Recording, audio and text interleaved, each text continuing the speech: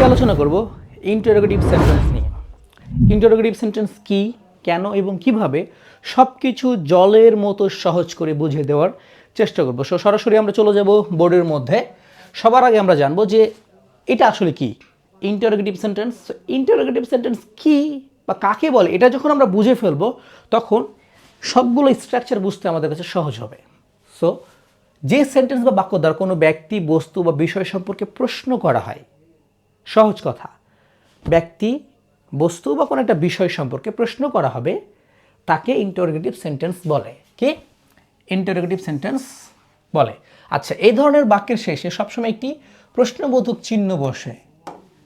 কি প্রশ্নবোধক চিহ্ন? যেহেতু প্রশ্ন করা হয় সেহেতু প্রশ্নবোধক চিহ্ন বসবে। সো আপনি বাক্যটা দেখেই বুঝে ফেলবেন যেটা কোন সেন্টেন্স।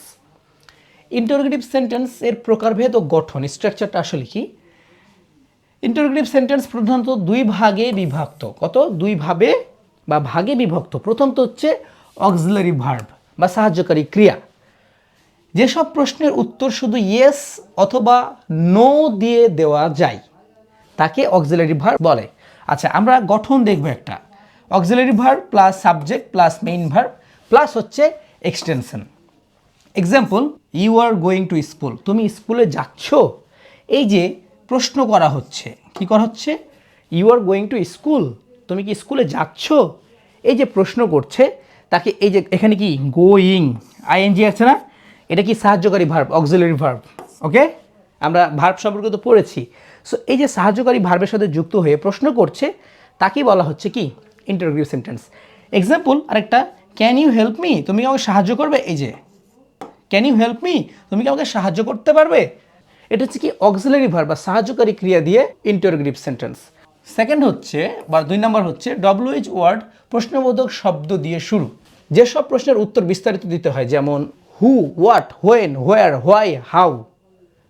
যে সকল প্রশ্ন কি who, what, when, where, why, how, বিষয়গুলো একটু মনে রাখবেন, এগুলো দিয়ে শুরু হয়।